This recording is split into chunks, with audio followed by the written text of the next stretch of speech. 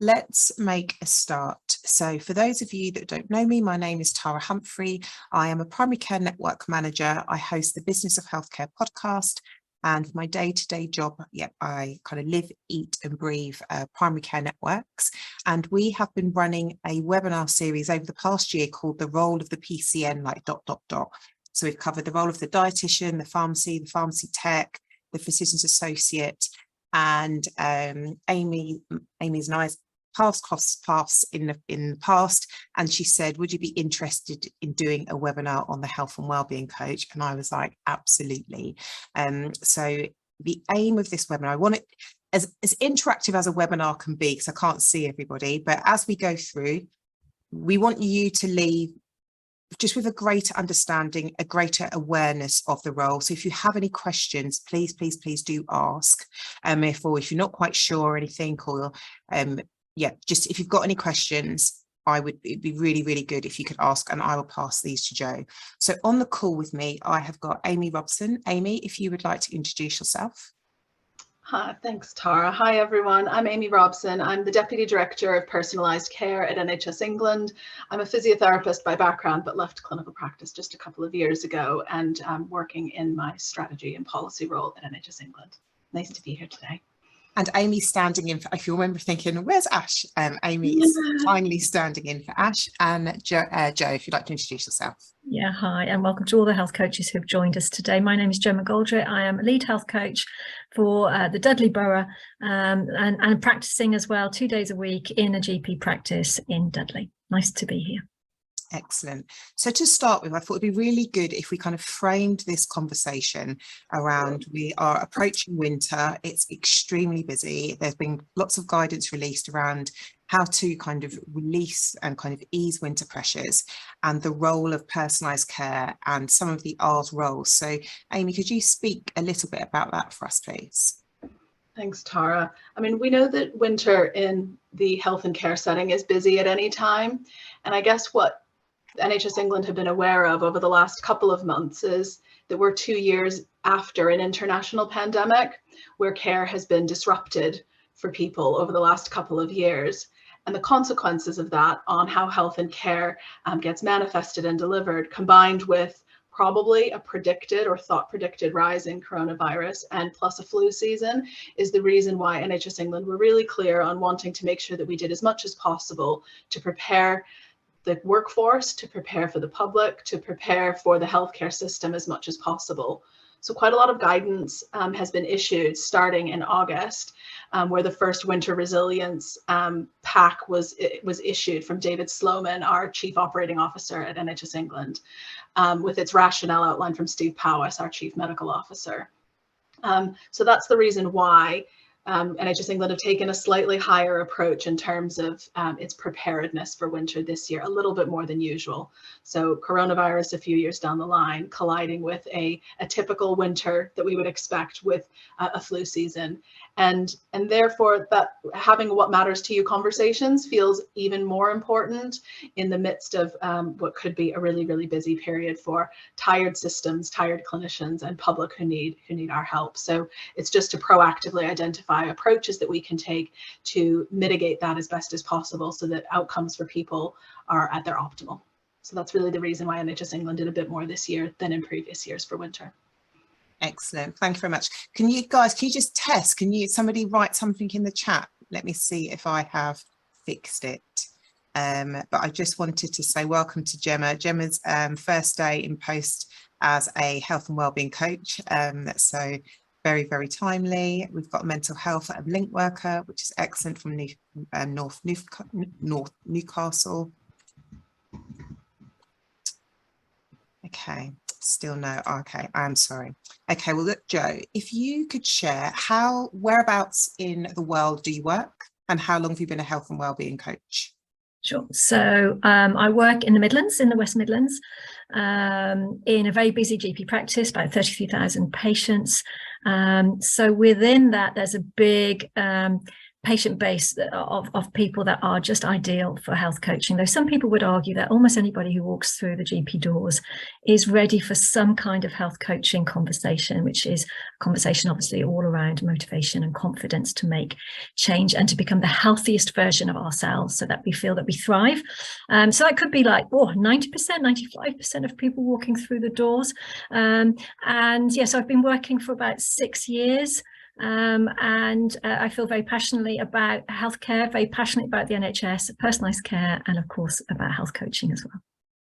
And what was your background before you came into this role? It's interesting. I've done lots of different things, actually, Tara. I suppose the most relevant thing that I did, which might be interesting, I used to work as a paramedic.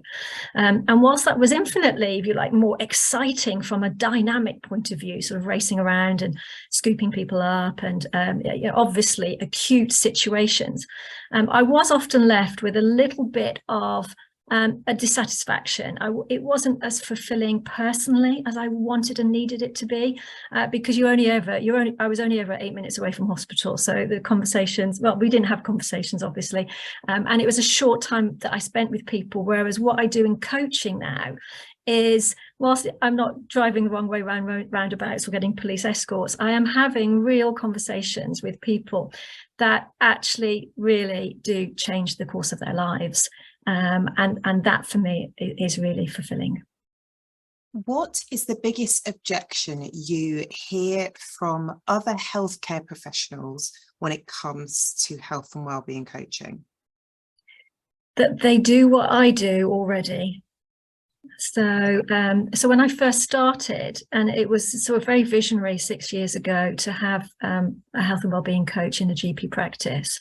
And I remember speaking to my advanced nurse prescriber in the diabetes team and explaining why I might fit very well in her pathway of speaking with people who need to make behavior change around their lifestyle. And she said, but Jo, we do all of that already. What difference do you make? And I had to push a little bit, and I had to get my elbows out. And I had to cold call, and I had to shout and scream a bit in turns to get referrals. But what was really interesting was that after about 3 months, when often she would see her patients again to see whether they had made changes since their blood tests or going on medication or discovering that they were newly diagnosed diabetic, then she would say, what are you doing? What are you doing in that room with them? And that was the big difference. She often then went on to say that Jo, you just need to go and sprinkle your fairy dust on people. And I quite like that. It isn't fairy dust, it isn't magic, but it is very much about having a really powerful conversation at the right time with people. Do you need a clinical background? No, you don't. So there are many different types of coaching. If we talk about core coaching, and hopefully everybody who's a health and wellbeing coach has done their 4 days of Personalised Care Institute training, which will keep us central around behavior change models, because that's really it. It's the mindset change, it's the motivation, confidence, and the importance of why now might be interesting to make that change. However, I know that there are also, expanding out from like a ripple effect from there, some health and wellbeing coaches have been taken in order to have conversations with particular types of groups of patients, such as diabetes, such as mental health, maybe nutritional, maybe from a personal trainer point of view, exercise point of view. So the PCNs have an ability to mold and shape it with terms of their vision. And I think that's really important to understand and respect, that we need this role to work within the PCNs, and we need to get the most out of it. And for some PCNs, they absolutely see a need to make it slightly more geared towards a particular cohort of patient. But it's for us as health and wellbeing coaches to never forget the core, which is all around behavior change, less of the telling and more of the hearing. So we're making some notes. So we've got a few people that are brand new in their role, and you've mentioned that you kind of had to elbow your way into getting referrals, and you also talked about you have to mold and shape the role. Now, to somebody that's got a lot of experience, whilst it will be tough, they'll be able to do that. But if you're brand new, you don't necessarily want to mold the role. You want direction, and you want to be able to sit down and, like, get to work straight away. So what advice would you give our newer colleagues if the pathway is not crystal clear? Yeah, that's a really great question, Tara. So a lot of our newer health and wellbeing coaches have been placed in role with little guidance, and almost been told to set it up for yourself. And I've seen some, even today on the Futures platform, some people saying that. I think it's really important that we work alongside our practices and PCNs to have a vision of some kind of who we want to be speaking to, and where ultimately we're going to go with this. We should, in a sense, be thinking about measuring it, so we can evaluate whether we are actually having the right conversations with the right people. And so that also needs to be, I think, brought in quite early in the thinking of moulding this role. But there is so much, if you are new, there is so much that you can do from the get-go, because there are people immediately who are ready to have conversations, and often those are the people who are newly diagnosed, who are in a state of, oh my goodness me, I can't believe this has happened to me. I never thought that I would be here. I'm really scared, anxious, overwhelmed. And so in many ways, in the stages of change, they're ready for that conversation. And that's a great place to start if you're brand new, because some of the other conversations, the people who are comfortable where they are and don't want to change, you might want to have those conversations when you're feeling a little bit more experienced and more confident. So I want to make it really practical. So you've talked about vision. That vision, I suppose, in your interview, some of this kind of boils down to pre-interview. For those of you that are on the call, I can see some coordinators, some managers, hopefully some GPs. There would have been a reason why you wanted to bring this role in, and that feeds into your vision for the role. But obviously you want to get the ideas of your professional to help shape that. You mentioned measurement. How do you measure the impact that you're creating? That's the $1 million question, Tara. How do we measure? So you can have soft measurements, so capturing comments from people saying, which they will do, I never thought about myself like this. I've never had this kind of conversation with a healthcare professional before. I can feel that my confidence is growing. So capturing immediately the impact of your conversations in just one-liners is something you can do after the very first conversation you have. Building case studies, really, really important. Capturing, again, the journey that people are on, and using that. But also I would encourage, certainly what we've been doing in Dudley, is to create a template of kinds that will work to capture not only things that you need for yourself in your development as a coach, but also things that your PCN, your clinical director, would like to see for reassurance for everybody, so that we know that actually we are providing the right service for the right people. Is that template like what I would call, like, I suppose, is that a clinical template that you would find? So that okay. We took a clinical template and we molded and adapted certain pages. So we were capturing things like the number of DNAs. We wanted to see that. We're capturing things like who's referring to us, why are they referring to us? It's embedding with the code as well. So the Seen by Health and Wellbeing code, which we do need to use at every interaction, that's naturally embedded. We've also tried to capture which services are we signposting onto, because we want to make sure that we are integrated with our colleagues. And then we're using, I think, the ED5Q. So we're trying to measure as well how people self-score in terms of, if your health were the best it could ever be out of 100, what number would you put on it today? And then carrying that template assessment at the end of our intervention as well, just to try and see where we are with it. But it's quite new for us. We're a new team. We've been established really as a team properly for about 3 or 4 months, but already the data coming through is really interesting. Okay. Amy, did you have anything to contribute to the measurement conversation? Yeah. Joe, do you mind if I build on what you described? Is that all right? So I love how you describe the ownership of that in terms of audit and self-assessing in practice. And as a physiotherapist, that was always really important to me in practice. So I would encourage exactly as Joe's described. There's also something for me about patient-reported outcome measures and patient-reported experience measures. Joe touched on the PROMS element of it, but we know from the GP survey results that there's some results that actually we in England could do a bit better with. So there's a PREMS element to the measurement, which I think could be really useful for where health and wellbeing coaches play an incredibly unique role in supporting people to improve. What do I mean by that? There's a question within the GP survey that outlines, let me get the wording right, how confident are you to manage any issues that arise from your health and care condition? And for the first time in 10 years, in 2022, that result dropped by 12% in people in England. People are feeling less confident to manage their own health and well-being. So why is that relevant? Well, it's very relevant from a system utilization point of view. People who are less confident to self-manage are more higher utilizers of services because they bounce around a little bit more because they're lacking that confidence. And health and wellbeing coaches are so uniquely placed with their skills as part of the multi-professional team to really help someone with their confidence. So there's something about the GP survey from like a national survey that is, I think, quite useful on that measurement. So it's just really building on what you were describing, Joe, because that could be a helpful part of it, but building on what you were describing as well. Thanks, Amy. I mean, we're really seeing that in surgeries, that we are still having conversations with people who say, up to COVID, I was fine. I had my routine. I knew what I was doing. I was healthier. You know, I managed to make good choices.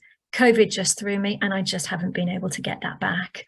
And those are the conversations we're having time and time again. So how is it then that we remind people of the strength that they have, of the determination to make this work, the resilience to keep going, but also the love that they had of that routine, why it felt good, and how it would feel to go back to that.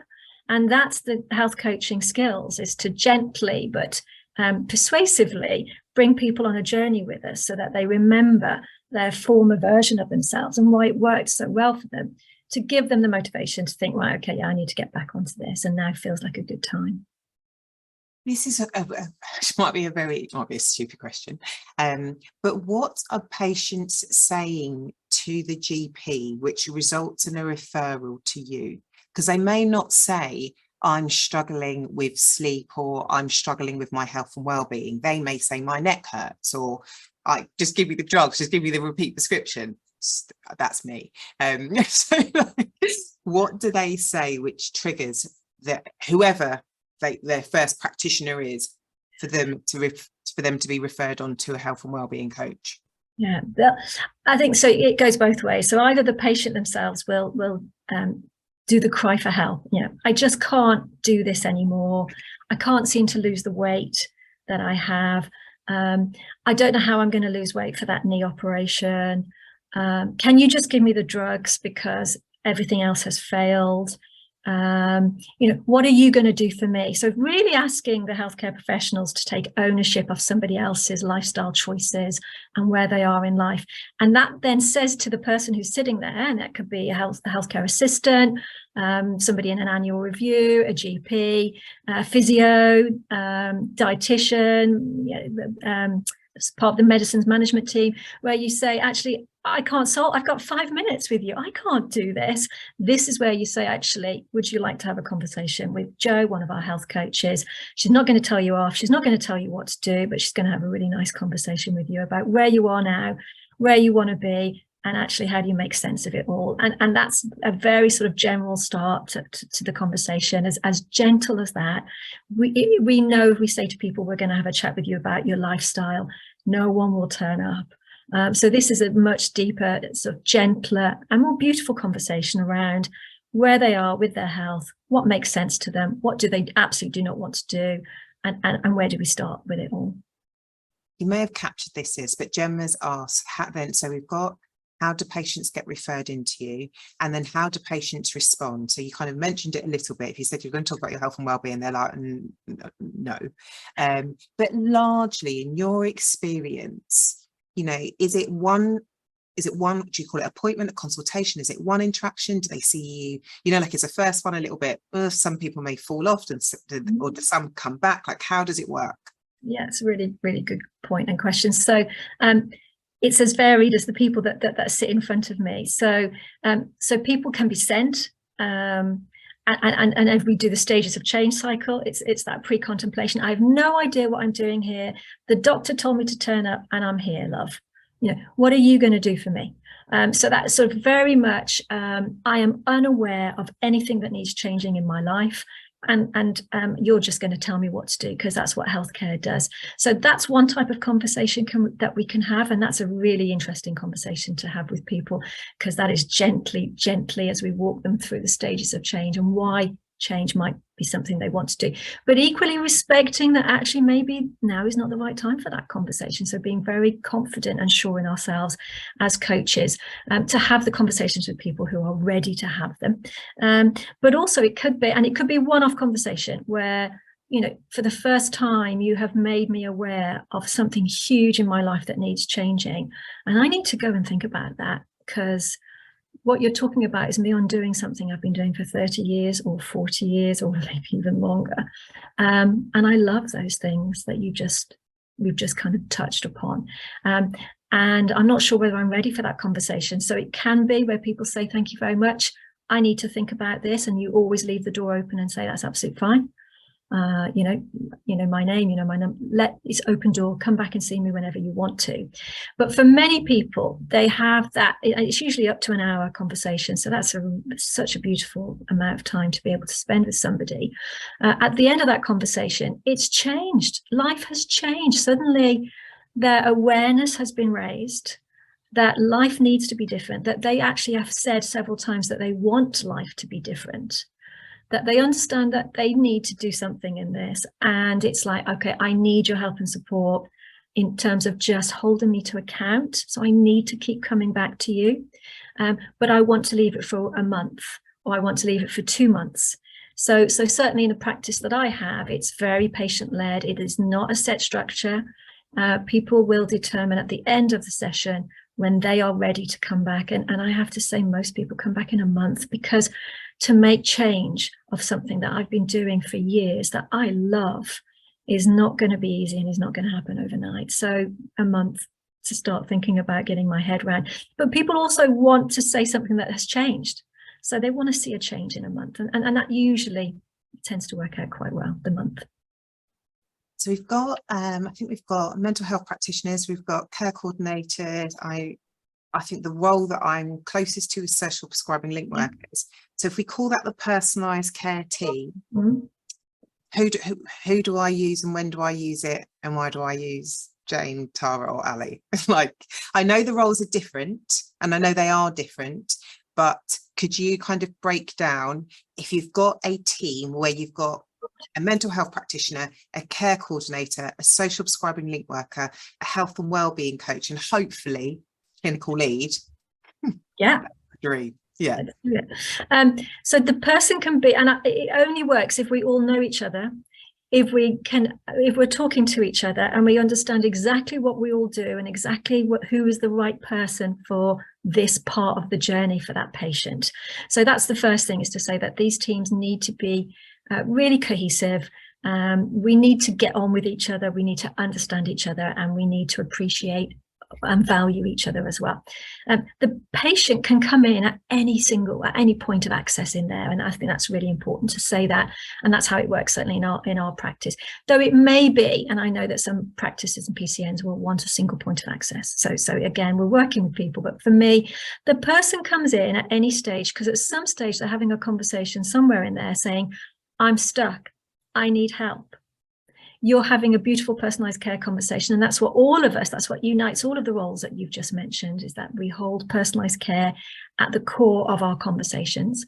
But as you quite rightly said, but within that, we're doing something slightly differently. And I wondered if I could just give you an example of something that happened with us recently in Dudley, which might bring a clarity to how we're using those roles. So I received a single sentence in my task box saying, Joe, can you see this gentleman, 72 years old, recent diagnosis of fatty liver following an ultrasound, needs healthcare advice, is what they said, because of course that's what they still think I do in my practice, to stop drinking over 70 units a week. So there we go, I've got this gentleman, I ring him up, I explain who I am and what I do on the phone with the purpose of actually just booking in a first appointment with me, and I get about 10 minutes of anger and discontentment, because The system has let him down in several ways. He's angry with the NHS. He's angry with primary care. We didn't get back to him with some blood test results. We didn't book him in for his steroid injections. He's angry with secondary care. They've lost his records. They haven't booked him in. There's 2 or 3 hospitals that he's seeing, and he's ranting. And I'm listening to this and just holding that space and doing exactly what we all do in our personalised care roles, which is we're showing empathy and active listening. But I'm also realising that this is not a day for a health coaching type conversation. So at the end of the 10 minutes, I know what he needs to have is a care coordinator. So I ask him, what is it that you know about, if anything, about Jane, our care coordinator? Have you ever come across her? He says, no. I say, would it be okay if I tell you a little bit about what care coordination is and why I think Jane would be great to have this conversation with you? I explain what Jane can offer. He agrees to allow her. And I wasn't even sure he was going to agree because he was so angry. I then let Jane know. I then say to him, of course, he can come back into the service with me later. I send an email to Jane and say, Jane, can you pick this up, please, with this gentleman? This is my understanding quickly, but you'll find out more. She had, over the next 3 weeks, several conversations with him. She was liaising between different hospitals, between GPs, between blood tests, and getting back to him at every stage. He then comes back to me 3 weeks later and says, right, I'm ready for a conversation with you. Jane was great. Thank you very much. She's still following up with some stuff, but I'm calmer. I can now actually have the space to have this conversation with you.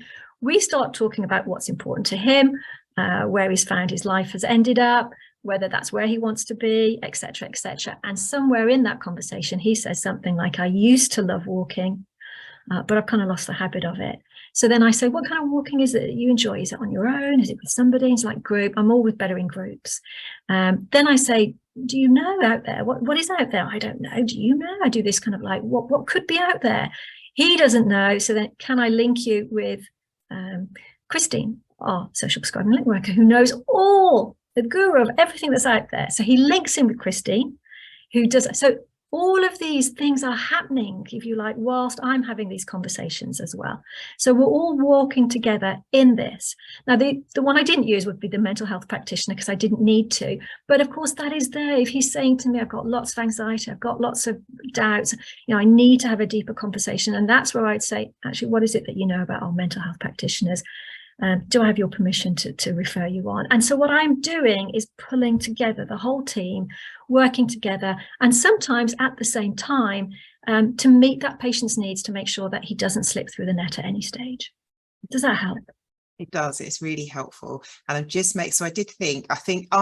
feel like I represent, even though I'm not new, but I always think about, if I was like the first week in my job, like I literally sat down and was like, I have no idea what I'm doing. So I'm trying to pick up the real tangible things.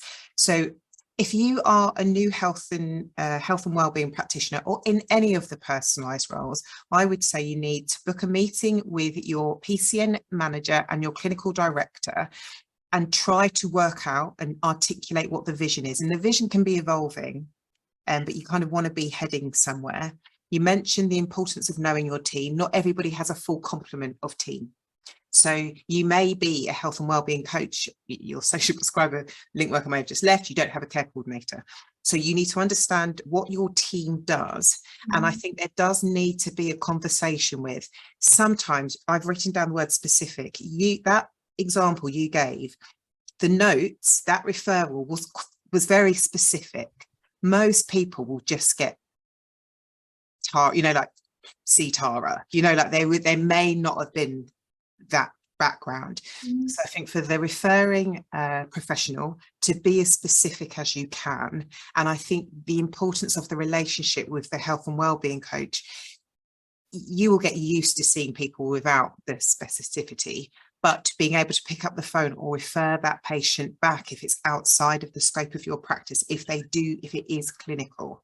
And I would capture that. This goes back into measuring. So you may, at the end of the week, end of the month, end of the quarter, you might say, I've analysed the patients that have come to me, and actually 25% of them have been referred inappropriately because of X, Y, and Z. So you need to keep that data to help improve the service.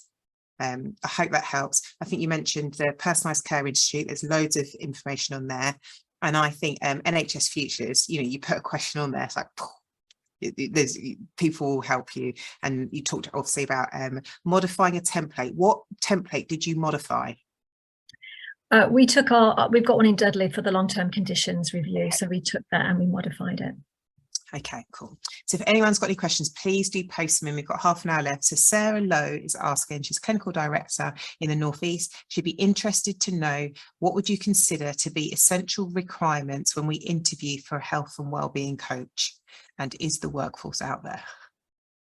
So we have a core competency list. So there's in the welcome pack. So at the moment there is an NHS welcome pack, which I know is soon to be replaced by a workforce development framework. But at the moment the welcome pack is there and has a whole section on recruitment. And Amy, you might be best on that one. Yeah, of course. So as Joe's outlined, we do have a welcome pack, which is on the Futures platform. What we've heard, which is really rooted in Sarah's question, really loud and clear, is that we need some of this material so that it's available for people to recruit, to appoint, and these are the sort of things to do once nationally in England. So we've created that in terms of a welcome pack, which is on Futures, but it wasn't quite enough. And based on feedback from a number of different stakeholders, including health and wellbeing coaches, PCN clinical directors, and PCN practice managers and employers, NHS employers, etc. We've over a period of time been developing what's now going to be called a workforce development framework, which outlines all of this in one document much more comprehensively based on all the feedback that we've had over the last couple of years on that. And that product is out for publishing at the moment, but isn't yet published yet. So hopefully it will be over the next weeks and months. We'll follow up on that. But for the meantime, Futures has the detail of the welcome pack, but watch soon, there's going to be a workforce development framework, which signposts to all of the training, all of the supervision requirements, all of the entry criteria that Joe has mentioned there. So some stuff is exciting stuff is coming, but in the meantime, Futures platform has the details of that as well. But now, and then regarding whether or not how many we have, there's 736 health and wellbeing coaches at present across England. So we monitor that through the NWRS data nationally. So that's a number of health and wellbeing coaches employed. And we had this conversation in the preparation for this. We were like, we didn't want to kind of open the floodgates and everybody go, yeah, I really want a role. And they're really hard to recruit. So that's why I asked Joe, what is your background? You may not find, and I say this with, I can liken this to the PCN manager role. You don't have to have been a PCN manager to learn how to be a PCN manager. There's training and it takes a bit of time. So I think if you have got the vision and you have got the infrastructure, you may have somebody that's excellent with people. They may have a coaching background. They may have a background where they're used to supporting people. They've worked in a care environment. They're used to motivating people, like listen to really what they do. And they may kind of share stories around how they've managed to, give me an example how you've changed somebody's mind. Give me an example how you've changed somebody's behavior from doing something. They will have the skills and attributes, and they'll just need a little bit of training and a lot of patience with all of these roles. If you can't find somebody ready, essentially you're poaching somebody if you found somebody because they already work probably in another PCN. So I would say there is training. Hope that's helpful. That's exactly what we did do, Tara, is that we looked at the personalities of the people that were sat in front of us. We've hired recently. Some of them were within the NHS and some were from outside of the NHS. There is more needed if you're outside of the NHS because it's a big system to walk into and to get used to quickly. But you would need to hold those people quite well at the beginning, I think, and help them to navigate not only the hierarchies and the politics sometimes that is within primary care, but also just the systems that we use and how to communicate. But certainly we took ex-teachers, we took a care home manager, we took somebody who was working at our Action Heart, we took an ex-receptionist. We didn't go down the traditional role of, fitness instructor, therefore we really do have somebody like that. It was very much around, does this person have empathy? Does this person have kindness at their heart? This is part of coaching, is collaboration, partnership, acceptance of who you are, compassion, and just as you say, a willingness to hear that you have something inside you that is going to work, and that's what we were looking for in the people when we were interviewing. James has asked, in the example that you've just given, Jo, would you not signpost? Would you not signpost yourself rather than including a social prescribing link worker? So does that support some of the work you do? But I suppose in that example you did when they identified they were interested in walking. So I signposted to the social prescribing link worker. So part of all of our roles is that we will have to do some signposting at some stage, and part of it is how do we signpost, so that, you know, can I asking what do you know initially, asking permission and filling it in. So all of us need to signpost, whether it's even if I signpost into the mental health practitioner or into a care coordinator. I'm not going to use I'm going to try and avoid duplication within the service. So the social prescriber is the person who knows everything that's out there. That's their expertise. Maybe they know that the walking group that I wouldn't have known 3 months ago has actually stopped, or they're meeting from another place. They're the ones that have that knowledge and skills, and I'm going to hand over to them to hold that space, because that's their job. In that example, actually, how do you follow the patient? So that system sounds absolutely great, but if I'm the person, so I go to the doctor, I fill in the e-consult, then I go to the doctor says, no, you don't need me, you need Jo. I do have a great conversation with Jo. I say I want walking, then I get transferred to parkrun, and then I say, oh, this has happened, and then so the emphasis is, I know it's my health, absolutely, but I have to do quite a lot of work to navigate around all of the services and people in the PCN.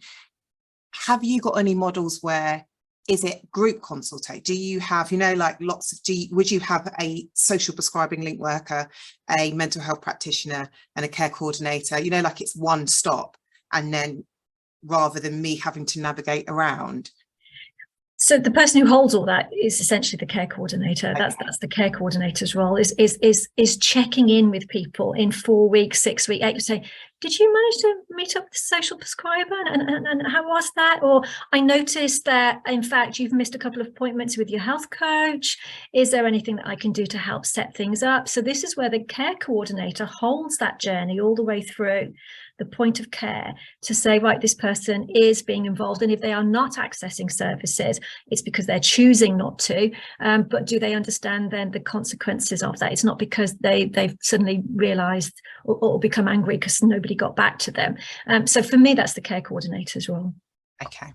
So Ben asks, hi Joanne, as part of your role, do you get out to visit groups and projects in the community as a social prescribing link worker would do?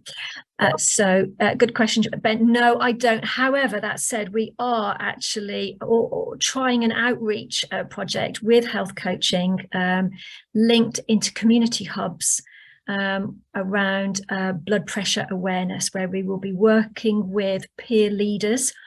So people who are coming from our Action Heart at Russell Hall Hospital, who have gone through difficult times with following a heart attack or a stroke, and who understand and manage their blood pressure very well. They're going to be working alongside us, health coaches, peer leaders, and possibly a care coordinator or social prescribing link worker to go into communities that are just not accessing any kind of healthcare whatsoever. And there may be obviously interpreters in that situation as well. They're people who would never go to the GP practice. So we're almost bringing that little bit of practice to them. That's an exciting new project, which we are literally, we've got the blood pressure machines, we're at the point of doing it. It is important for us to say we're not becoming clinical. So we are very much, as health coaching, holding the space there so it doesn't fall into a clinical conversation, because the trap sometimes is that we can get so excited by all of this that we suddenly start doing mini health checks everywhere. Whereas what we're trying to do is do a very different conversation with a peer leader, hopefully somebody from the community as well, where we are engaging with people who we know will never do that. So that's an exciting project for us coming up. I can just ask, how many practices are in your PCN? Oh, in my PCN, 6. Do all of your practices equally get it? Get it as in understand it, or have access to it? Understand your role, or the role of the health and wellbeing coach? So we have 4 health and wellbeing coaches across our PCNs, across the 6 practices. They are all aware of us. I will say that they're not all using us equally. Okay. In that instance, because that's quite common, again, that is not unique to this particular role. When you're in that role, it's very, like, it's really easy to focus on the practice that doesn't refer you, or you get a frosty reception from, versus focus on the practice where they're like, see this person. But we all want to be seen. We all want to be valued. What advice would you give to the practitioner and those practices that may not fully understand the value of a health and wellbeing coach? We talk about health inequalities, and we talk about people having access equally to health services. I would say that if you are not engaging and allowing a health coach to operate within your practice, then you are setting up a whole patient population who are not having a conversation around building confidence and motivation to make changes that people themselves want to make. And I feel that that's unfair. So I'm very supportive of making sure that our health coaches are spread around the PCN. That said, because I lead the health coaches, it's really hard to push water uphill, and it's exhausting. And we also need to use our health coaches well. So if practices at this moment are not engaging, then we will engage with the ones that are happy to engage with us, because there are plenty of people ready to have those conversations. But it is a bit like in coaching. You keep knocking at that door. You keep hoping that within a PCN meeting that somebody will say, actually, why am I not doing this when everybody else in this room is? And saying, okay, I think I'm missing out here, and I think my patient population is missing out, and I think I need to do something. So as long as the relationships are still positive, hopefully they'll come back and say, actually, Joe, how do we get involved in this now? We've heard such great stuff. And that's very much around the measurements. For me, the measurements and the case studies are what is going to get the practices that are just sitting back going, let's see how this unfolds with everybody else first. That's how we're going to have those conversations, hopefully. Do you use your health coaching conversations with your practices, if that makes sense? Yes, of course I do. Okay. We have got quite a few questions. This is a good question. Should a social prescribing link worker be doing the job of a health and wellbeing coach as well if the practice doesn't have a health and wellbeing coach? That's from Jane Day. Thanks. Yeah, great question. And we recognise that there are pockets around the country that are using a hybrid role because it suits them, because it works well. Yes, of course you can do that. And so much of social prescribing anyway is building confidence and motivation to leave the house, to join a group, to pick up the phone and deal with your debt, to do something for yourself, to stop putting yourself last, just to value yourself. So much of social prescribing is already around having those motivational interviewing type conversations. For me, what you need to do as a social prescribing link worker, hybrid health coach, is understand when I'm having a coaching conversation and when I'm having a social prescribing conversation. So I can have both types within the same conversation, but maybe I start off in a coaching and then become a social prescribing link worker. And this is where you're going to use your expertise and knowledge to know at what point in the conversation does one become the other, but also very much the training. You really do need the training so that you are confident to do that slightly deeper dive around the health coaching, which is slightly different for me than the social prescribing. We did cover this question, but I wonder if you could just revisit it for Francis. So Francis says, hi, do you have a set amount of time you see your patients for example, over the course of so many weeks to enable motivation and behaviour change? So I know you said it varies, but is there you're brand new, what do they do? Yeah, so, and it's difficult, isn't it? Because it's a bit like how long is a piece of string? So some people won't need a lot and some people might need a little bit more. When you look at the research, they say if you want to have behaviour change that becomes habitual, you're looking at somewhere between 6 to 9 months. Most of us won't have a coaching relationship with somebody for that long. Interestingly, because of that piece of evidence, when we were establishing our model, we did go for 6 months. We decided that that was actually the maximum that we would be able to see somebody for. So the offer is up to 6 months, certainly in Dudley. And because it's patient-led, essentially somebody could say, right, well, I'll see you once a week for the next 6 months. That doesn't happen. That's the fear of what everybody will do, because actually people want to make change and show themselves before they come back to you. So we actually carried it through. About 3 years ago, we studied how many follow-up sessions do we get. So after the first session, we see people for usually 2 or 3 times. So you're looking at, in total of a 6-month period, somewhere between 4 to 5 times tops with somebody, and that tends, for us, we get great results, and that's worked really well. Okay, what would you say are like the fundamental things need to be in place to make this role a success? That's a big question, isn't it? So it's the right person, Yeah, with the right training and support. yeah, Hopefully in a room, face to face. I know that's a difficult one, but for coaching to really work, I've got to see you and you've got to see me. I need the support of my practice and my clinical director. I need a clear vision of where they want us to go. I need to be connected with my colleagues, because it's a lonesome job on my own, especially when I've had a really long day and it's been a tough day. So I need to be held in it. I need to feel part of a team. I need a lot of, I need one-to-ones as well. So I need, what we've done in Dudley is we've introduced a mentor role as well. So there's a lead and then there's a slightly deeper dive of a mentor. So somebody who is really, really holding that space, especially, when you are new and you're trying to navigate the systems, the politics and the coaching all at the same time, and it's virtual. It's a big ask, and so you need to feel supported and looked after and recognised. Yeah, Amy, what would you think?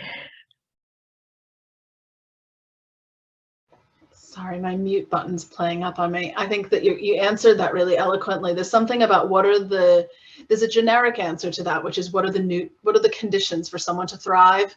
And I think you really articulated that beautifully, Joe, in terms of there's like a Maslow's hierarchy of need answer with that, in terms of the things that, you need stable pay, you need stable hours, you need a room to be in. And some of those are acknowledged as difficult, just as you so well said, Joe, of like, ideally face-to-face seeing people. And we also acknowledge the challenges of estates that primary care is facing at the moment, which is really well articulated in the Fuller stock take. So I think that you answered it beautifully, Joe. I couldn't add anything more to that, but I guess what I would just say in summary is that those are the conditions to thrive for anyone in a new role. But I think that it's especially important for a role that is newer to PCNs, newer to the R's scheme, for those maybe seemingly soft and fluffy things. They're not soft and fluffy. They're actually essential for people to thrive in their role. To have great access, best healthcare outcomes, you need happy staff, and then ultimately get best use of resources. And that's what the quadruple aims of healthcare improvement describe. But what you described so beautifully, Joe, was those nutrients to like make that conditions to thrive. So I just wholeheartedly agree. I'm just saying it back in different words. So I agree with everything you said. I think from a primary care network manager's perspective, very structured. I would say access to your PCN manager, access to your clinical director. This really, really important, like make time for them. There's nothing worse. And like, don't recruit in a rush. Mm-hmm. Like have a solid induction plan. I always think, okay, if you want this role, if you had this role like tomorrow and they were the perfect person, what would they do for the first 90 days? And people go, I don't know. And I just think, like, don't rush it. Hopefully this person is going to be, I think, I shouldn't say this, like, I'm always like, Amy, if they like 18 months, give me 18 months. Yes. Good chunk of time. You can afford, and then it goes slow, and then you can speed up. But if you just chuck them in, some people will swim, a lot of people will sink, but the thing is they won't sink and leave. They will just stay there, and they will be really unhappy and will be a drain on all of the resources, and through no fault of their own. So I would say, please give them a solid induction. Please think very carefully before you recruit. Ask other people, but be able to take people's advice, like with one step, like I say, like one step back, because the context is really important. One health and one, I may not work in one PCN, I might be amazing in another PCN. So sometimes all is not what it seems when you're trying to get advice and support. Okay, we've got a few minutes left. Will the recording be shared? Everybody that's registered, I will email it to them, and I'll also just put the link on Futures. Can I do that? Is that okay? Yep. Gemma Cook asks, do health and wellbeing coaches require a lot of supervision when they are first brought in? And I says, what does that supervision look like? Yeah, so again, supervision will be detailed, I think, better within the workforce development framework that's coming out, but it is already recognised that because of the depth of conversations that we're having with people. I remember one of my new health coaches said, you know, Jo, you would think that if someone is sent to me for weight management referral, that we would be talking about weight when we were actually talking about everything else in her life. And you know, it was deep stuff. So you absolutely need to have a safe space where you can go to and speak, about what's going on. So for me, supervision, you know, is broken into 3 areas. You need to be, and Tara's mentioned it beautifully, you need to have your induction, you need to have your diary set up for you, you need to know a who's who. You need to know how the practice works, and so that you know you're safe within that operationally. So you need to have a line manager, supervisor who's sorting all the practical stuff out for you.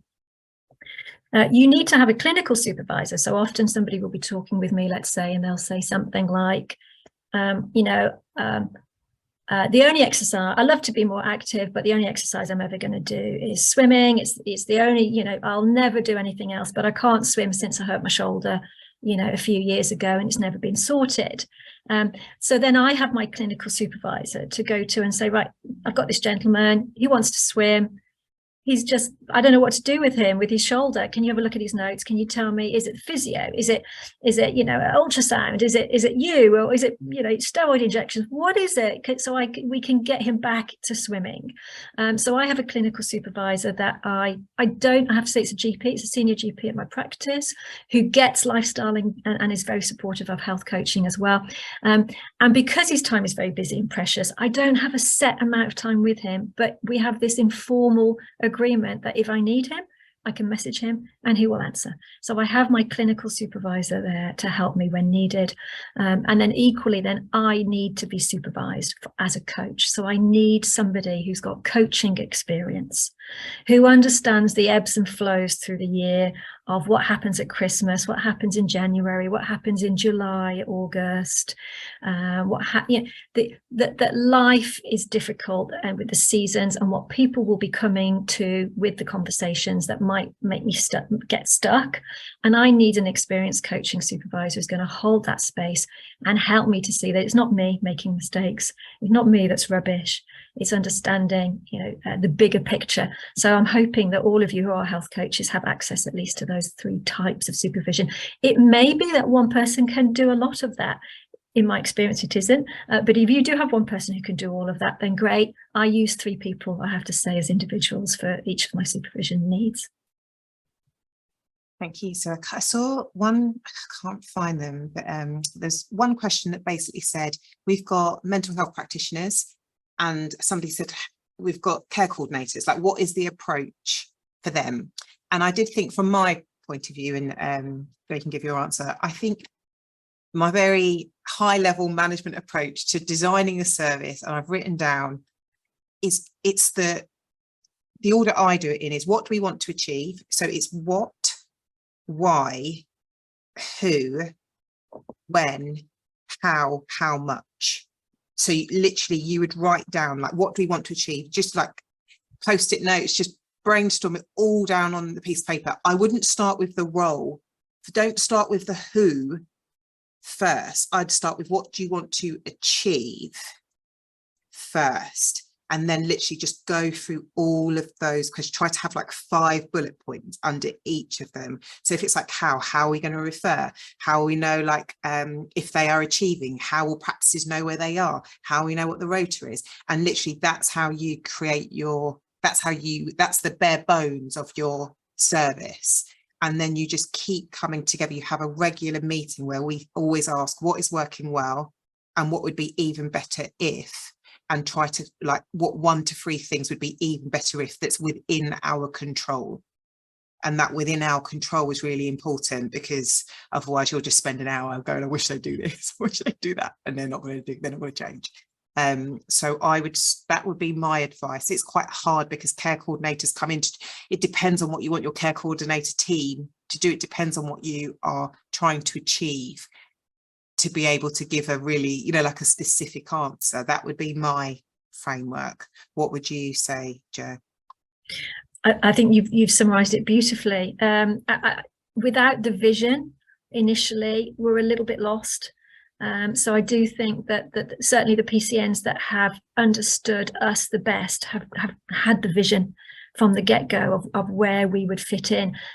It is difficult to make us fit in. Estates has been one of our biggest problems, and continues to be.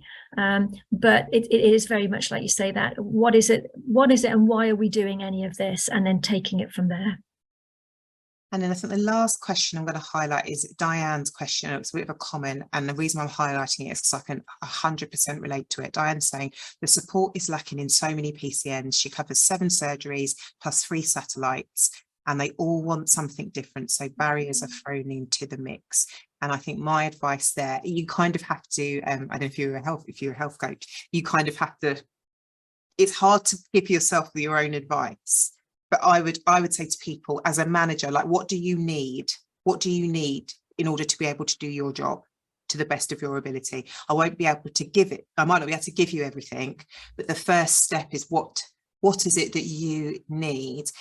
If the more specific you are, the better chance we have of trying to fix it.